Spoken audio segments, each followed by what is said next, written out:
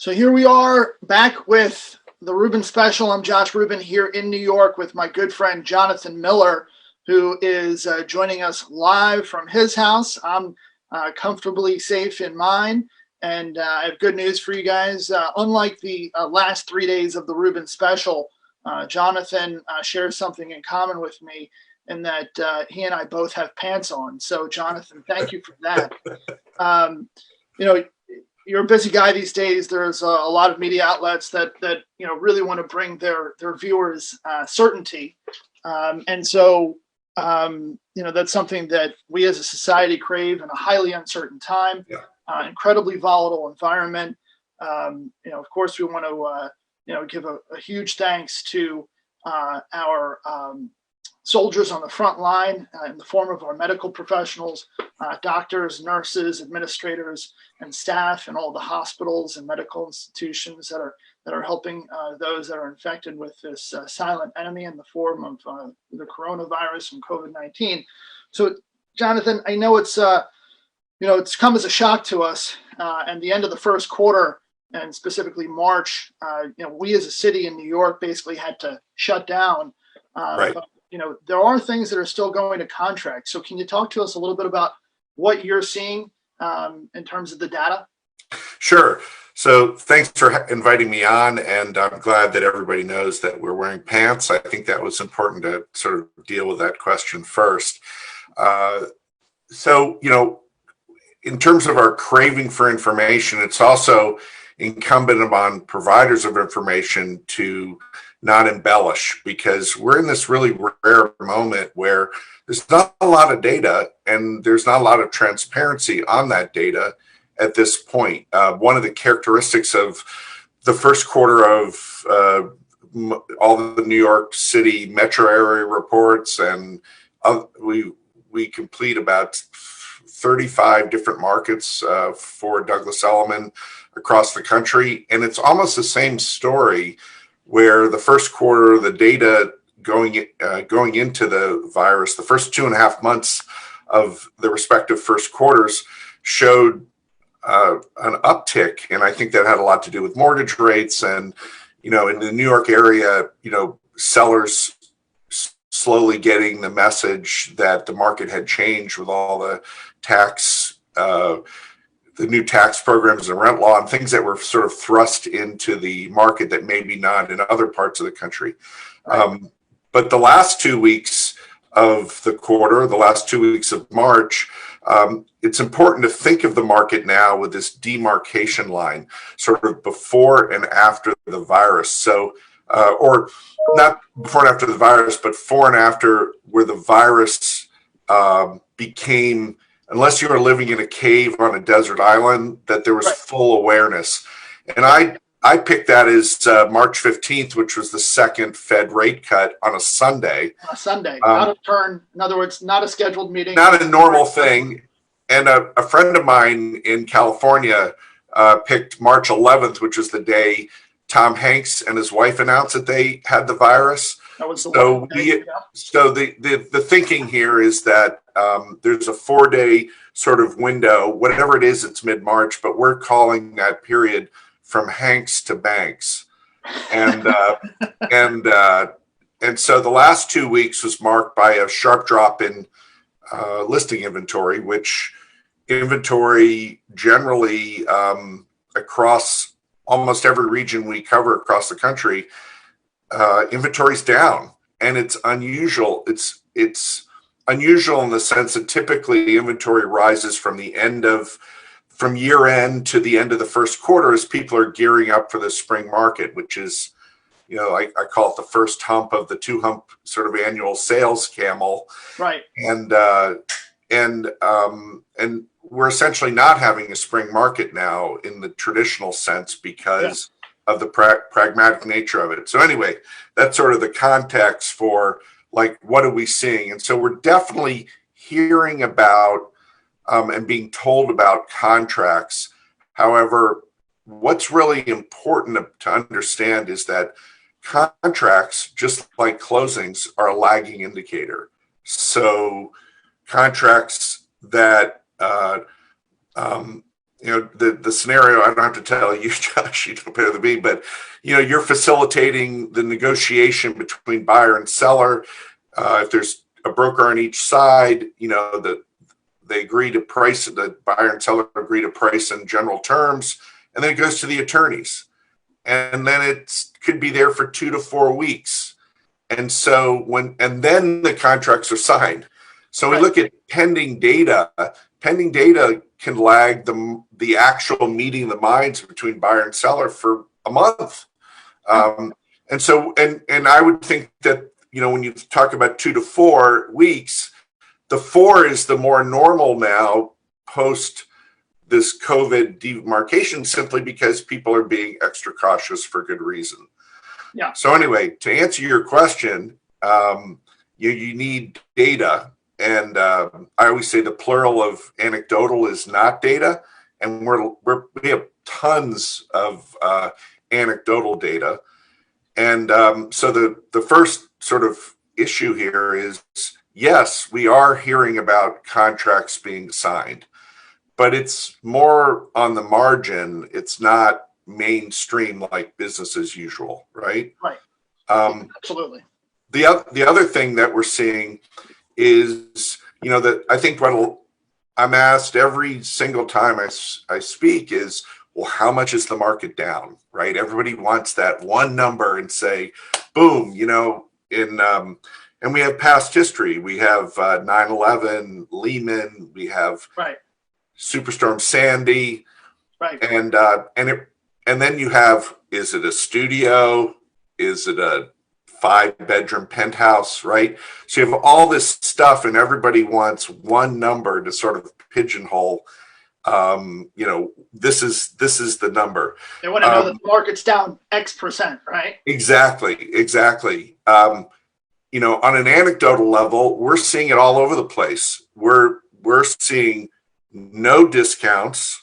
We're seeing we're also seeing 5 to 15%, and I've seen one that was around 25-ish%. Now, when you define these discounts, these people are people that signed pre-COVID, and every closing attorney, the conversation they have with the sellers is the sellers are trying to keep the buyers, and some are offering to go lower on the agreed upon price, and every buyer is either trying to, cut the strings and leave, or get a better deal. But so are these people that are sort of past their contingencies? It's coming close. Yeah. So what we're having now is this discovery period where, I'd call it price discovery, which, just because everybody's trying to sort of understand. What's very different now is that even though we've sort of defined a specific start date for full situational awareness, there's no end date. That being the banks, the Hanks. Thanks to banks. And so there's no end date. In other words, and to be very callous and superficial, on 9/11, there was a 9/12, a 9/13, a 9/14, and every day you get away from the event, there was light at the end of the tunnel, and you were better able to process the catastrophe or the event. Same thing with Lehman. Generally there was a cluster of problems. I mean, a cluster of bailouts like AIG and Fannie and Freddie, and all sorts of problems. But it was more of a specific moment, and you knew that the further you got away, that there would be some sort of fix, or things would get better. Yeah. This one, we don't have that, although we're getting close. In other words, everything we're reading, we're sort of at or past the apex of the virus. And that means we start thinking about, things reopening. The problem I have, or not the problem I have, but the concern of going forward is that you think of the devastation of small businesses to, you know, everybody, independent contractors, you know, employees being laid off, everybody, and you know, all the government money that's sort of coming in to try to help everybody last another couple of months. My concern is that we come back too soon, and then we go through this all over again. And Yeah. Are you speaking specifically to New York City, New York State, the tri-state, or are you? Yes, also I'm along the lines of Florida, Georgia, Kentucky, these states that are sort of opening up because they haven't had that many cases. right. And listen, I have appraiser colleagues around the country. A friend of mine in Texas, where there's very, although it's funny, you know, everybody's saying, well, there's very few cases. Well, it's because they're not testing, right? So the focus for me is really New York City Metro because I'm here, and so I'm concerned. We have a proactive governor, and so I'm not concerned about that. I'm just more concerned about people just being cooped up and then just running out. Sort of the way I think of it is the longer we shelter in place, the faster the housing market recovers, which is sort of, you know, it's logical because the shorter the period of the virus, the less economic damage there will be, therefore the less damage to the housing market. You know, we don't just pick up where we left off. Right. And actually one of the points I was making about the first quarter results across most of the markets is that generally there was, you know, either an improved market or it was less weak than it was last year. So, you know, generally things were better. So the theory is, well, if it's better, then therefore you're better equipped going into the virus than if it was a terrible, devastated market already going into this virus. So when you come out on the other side, you know, the thinking based on no analytics whatsoever, just logic that you're in a better place, even though that place will not be as good as where we entered. Do you think that there's any situation where we come back and say, you know, June plus or minus, and things are, as far as values are concerned, more or less the same as where we left off, or better? So my thinking is from a value standpoint, just looking at it logically without the benefit of a lot of data yet, Yeah. is that the concern I have, and this is what happened after SALT as well, Right. is that it That's takes the elimination of the state and local tax deduction. exactly, which when growing up, I thought that stood for Strategic Arms Limitation Treaty, but It's easy to get those two confused. Yeah, but it's become state and local taxes. The concern I have, so I'm thinking, like, by the time we hit, you know, maybe just before 4th of July, you know, we'll be out and about with masks on, but, you know, moving around, and Sure. you know, there'll be still social distancing and all that. And so you have pent up demand from the spring, but you have two types of pent up demand. You have the pent up demand of the buyer who, you know, is looking at record low mortgage rates or near record low mortgage rates. They're first time buyers. They want to buy whatever, you know, they're ready, but they were thwarted and they can't. But you also have pent up demand of would be sellers. It's really pent up supply, where, hey, I wanted to list my house right now, and I'm ready. And, you know, these things are going on in my life that, you know, when this is over, like I need to be somewhere else and I need to sell my house to do that. So I think whatever happens, we've surgically removed the spring sales hump, so to speak, and we're going to kick that sort of can down the road to whenever that is. And my guess is it's not as soon as June. It's more later in the summer, or, you know, immediately after Labor Day. And then then we're going, I think you're heading into this, then you go smack into the election. Yes. which, we all need another variable to calculate in the housing market, right? Like if it wasn't complicated enough. Yeah. I did a short study earlier this year where I looked at, and this is just Manhattan, but I looked at contract activity from 2008 to 2019 through the end of the year for even versus odd years. The even year being an election year, federal election year, including midterms, right? Yeah. So every 2 years there's a federal election, and then the odd years, and I compared them. This and it was is fast. How far? Just to 2008, to the financial crisis.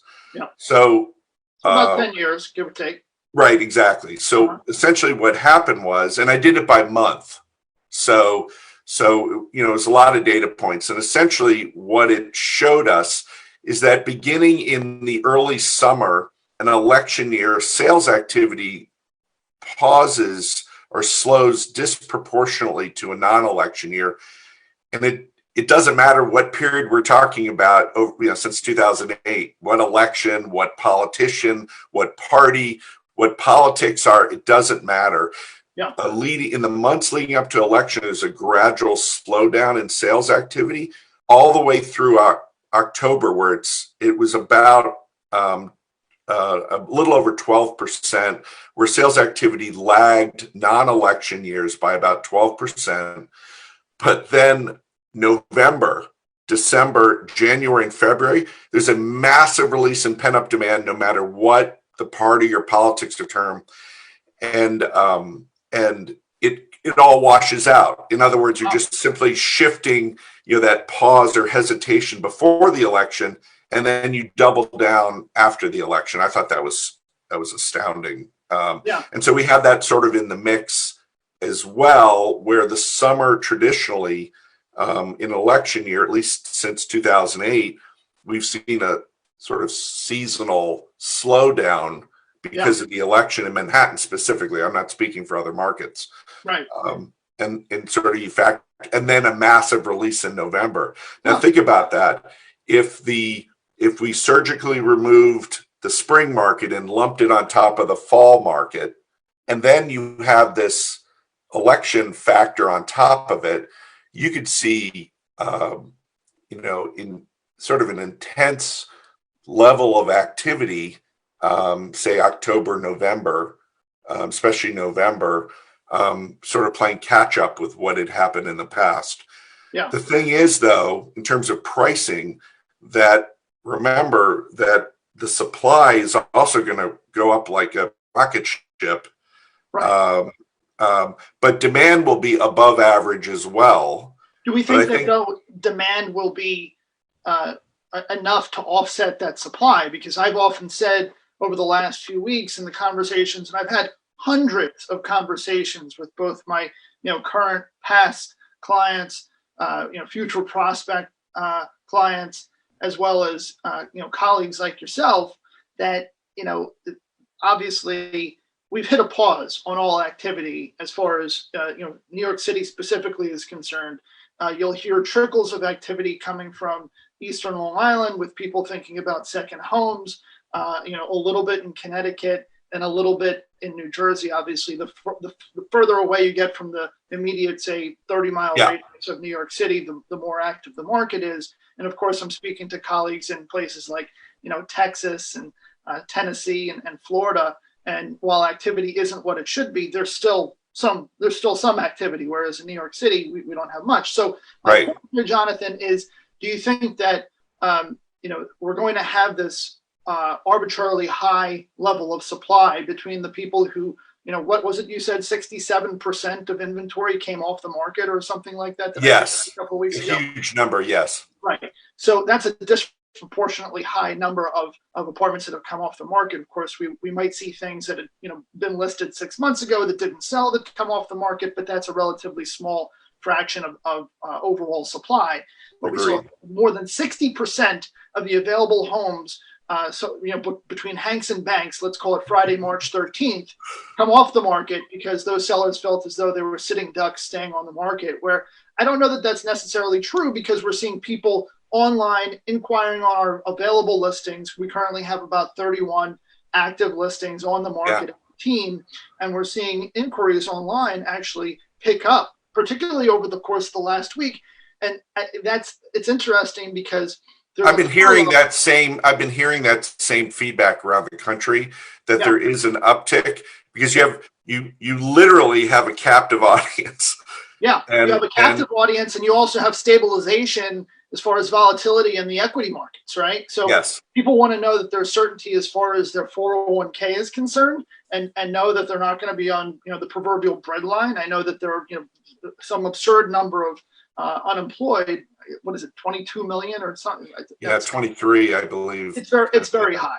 But my point is that are those people who are still actively employed looking for homes going to be enough to offset the supply of the 60+% people that came off the market that will come back on as soon as somebody hits the light switch, let's call it May 15th, according to Governor Cuomo, as well as those people who were planning to come on the market. And then you have this new segment of supply. And the new segment of supply consists of those homeowners who were toying with the idea of selling, whether it's needing more space, upgrading, downgrading, thinking about moving to the suburbs, which is a whole other story. And those are going to come on the market and call it, June 1st, May 15th to June 15th. Do you think that, the demand is going to be enough to offset that supply? So I think, the answer is no for me. What I think is that I don't think we're going to have runaway price growth or, that demand will overpower supply.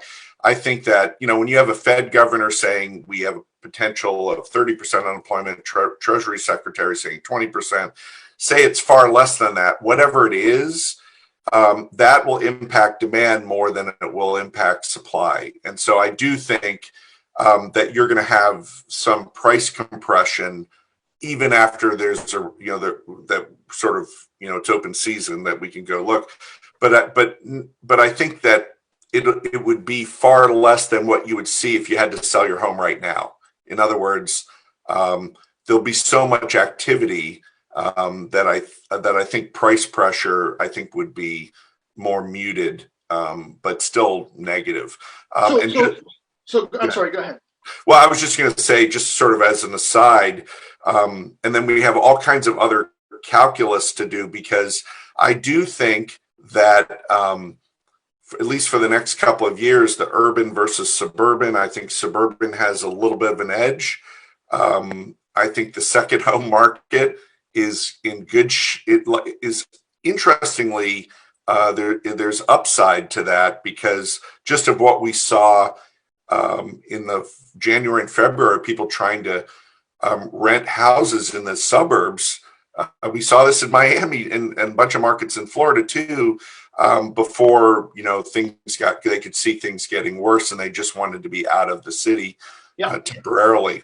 The one thing I'll just add on top of all this, and I may be wrong, but I don't think so, that human beings have an incredible capacity to forget the recent past. And we learned this with 9/11 and Lehman. Not that we forget, but that, I just think back to when the financial crisis hit, and the proclamation across, the TV spectrum from prognosticators was, we're going to become a nation of renters, because you're standing in the middle of a foreclosure crisis, right? Right. So I think it's really too early to call these sort of structural changes in housing demand, but there will be changes. I mean, look at us now, having a virtual discussion with a bunch of people. I think that's, there's going to be a lot of changes, but that's not one. I'm not saying it won't happen, but I'm skeptical, at least at this time. Yeah, well, I appreciate that. I'm going to open it up to any questions, and I'm going to ask someone from my team just to shoot me the questions. Can you copy and paste questions here from live feed? So when we open up in, say, June, what do you think the temperament of sellers will be? Because they have these expectations that are understandably at a certain level, Yeah, because they may have been considering coming on the market in, say, June or February to time it with what we call bonus season, which is when people in finance in the city, which I don't know about everyone else, but about 70% of our customers are employed in one shape or another in finance. And sure. so we try to time our listings for when those people are getting their bonuses, because we find that the activity in the market is most robust at that point. Right. They're either planning for the bonus that they're going to get, or they've gotten the bonus, so now they have greater certainty and their affordability. And so sellers Well, obviously. it's an important segment because the securities industry in New York accounts for about 23% of the wages, and only 5% of the jobs. And every securities job that, this is our sort of, our baby in terms of our engine for the city's economy. Every private sector, every securities job accounts for 2.5 additional private sector jobs. So it's very important. And how they do, I think, is also very important to the outlook for the housing market. Right. And so with that said, sellers knowing that they could have gotten, a certain price, say February 1st, based on market data, and now they're faced with the reality of June 1st. How do we manage those sellers in Sure. such a way that, they're more realistic in what they can get? Well, you have, you have a shift in the market, with this crisis, with an added layer of uncertainty, that we're on a daily basis, we sort of figure out how the future looks, or we get a little piece of the picture. So, in my sort of appraisal world, what I've seen over my 33 years is this, it takes an average of 1 to 2 years for sellers to capitulate to a sudden change in market conditions without feeling like they left money on the table. Wow. Did And you then say you have 1 to 2 buyers. years? What's that? Did you say 1 to 2 years? 1 to 2 years, Whew. exactly, right. But and not have that feeling like they're losing, they're selling too low. But at the same time, buyers are in like the second they smell blood, that there's some weakness. So I think what happens initially is buyers go into low, sellers hold on, and you don't have this explosion of sales immediately. But I do think that both parties will quickly learn that conditions, are, that they have to absorb and think about what has happened. This everything that a real estate agent, the focus on is that they have to de-anchor. The seller has to de-anchor from pre-COVID as a benchmark. Like I always, one of my favorite saying is the market doesn't care what you think. When we talk about what a seller wants for their property, well, the virus doesn't care what you think either. Like it's no different. And so they need to be educated on what the position, how the market changed, and the data over the next several weeks is where it's going to start flowing in, and we will see sort of post-COVID transactions in full. Right now, we're really not seeing that. We're seeing deals that maybe were slow to move that are coming in, and contracts are being signed now, Yeah. which is a tell that the market will move forward, because even armed with the knowledge of what's happened, and maybe there's a renegotiation on some of the cases in price, they're still willing to go forward. And I think that's an important sign. Yeah.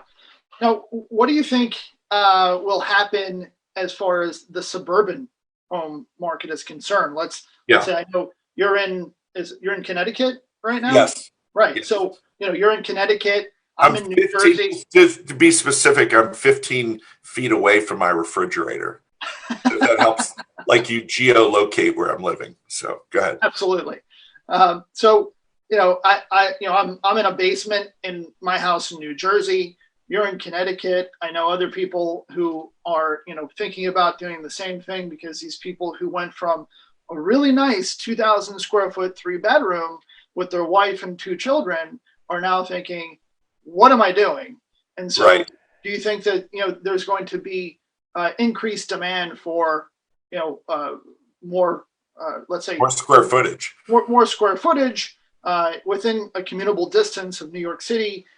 What do you think happens to those markets, which historically over the last couple of years have been a little sleepy, particularly Connecticut? Yeah. So the way I think of it is, at least for the next couple of, next few years, is that there will be, a jump in interest in buying, especially from the rental market, first time buyers, and then just people that are looking for more space. I mean, you think about it right now, you have, millions of people living with their significant others and children, Yep. realizing, well, I don't know. I thought 2,000 square feet was enough, but maybe not so, not so, One would think, not right? enough, right? And so, you see purchase decisions based on that. So I think there's benefit to the suburbs over the urban markets. But I think it's really easy to overstate it and say, boy, everybody from the city is just going to run out and buy a home in the suburbs. I think the starter markets in the suburbs and the middle markets, which have been doing very well for the last few years, the upper third of the market is what's been soft. I'm not so sure. I think this will help the upper third of sort of the luxury suburban markets, but it won't make them as vibrant as the starter and the middle markets. I don't believe. I think a lot of the higher end consumer is going to end up staying in the city, but maybe buying a second home that they didn't have. And wherever that is, it doesn't matter, but whatever, it's outside of the city, so they have two options. And so you think the second home market is likely to see greater activity than people sort of, doing this suburban migration in its entirety and calling places like, let's say Greenwich or Bedford, Rye, Short Hills, places like that, their primary. They're gonna maintain a primary in the city, but their renewed focus is going to be on finding a second home. Yeah, so yes, sort of. I mean, what I'm not saying is that the demand for housing in the suburbs will be overtaken by demand for second home. But what I'm saying is that it'll play a larger role than it did before the virus, at least for the next few years. Remember, I'm looking at this as a temporary adjustment rather than a permanent structural change. Sure. But I'm not saying it couldn't be permanent. I'm just saying that just from past experience, we've seen other movements to the suburbs, like after 9/11, that ended up reversing. So we just don't know. Yeah, I know that in the wake of September 11th, many people felt like the sheen of the city was no longer what it was. Right. And that quickly faded. Of course, we saw that pent up demand we were talking about earlier. We saw that show up in the first quarter of 2002.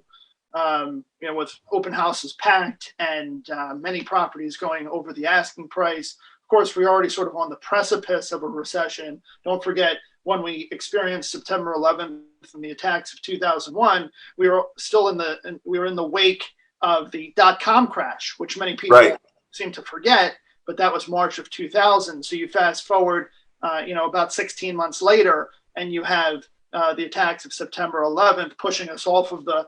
And we were actually right in that period. We were already in a recession, but didn't know it. And so when the Fed cut rates right after the attacks, there was this explosion of demand shortly after 9/11.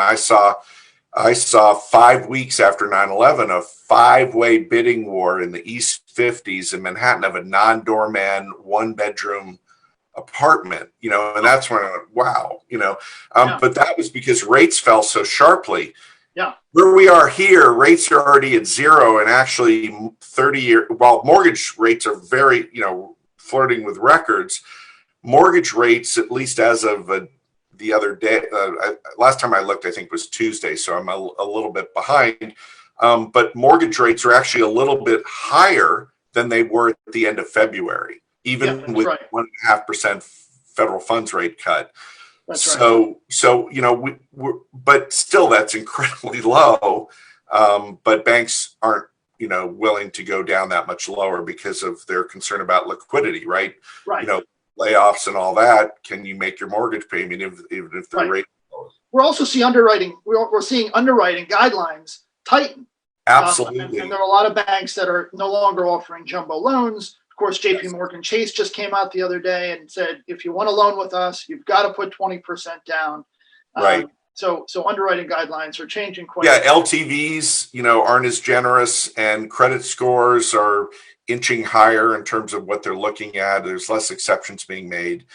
And, we can criticize the banks for that in our time of need. But if you think about it, banks are actually now doing what they should be doing in terms of risk management, self-preservation, versus what was on in the financial crisis, where it was all about bailing out the banks. Here, the banks are sort of being looked to help us out with, like, the SBA loans and things like that. So it's quite a change. Yeah. Well, Jonathan, this has been great. Really appreciate you taking the time out of your my pleasure. schedule. I know you're in demand these days because people want to know the information that there is. And, I am a believer like you are in just delivering the facts, and the rest will sort of work itself out. So, Exactly. a lot of times in our business, brokers will sort of overinflate things to get listings. And I'm a believer in just saying, look, this is what the data supports. And so here you are, the king of data. So I really appreciate your insights. Thank you. So thank you so much for joining us. Jonathan Miller, everybody of Miller Samuel in New York, the Dean of Appraising.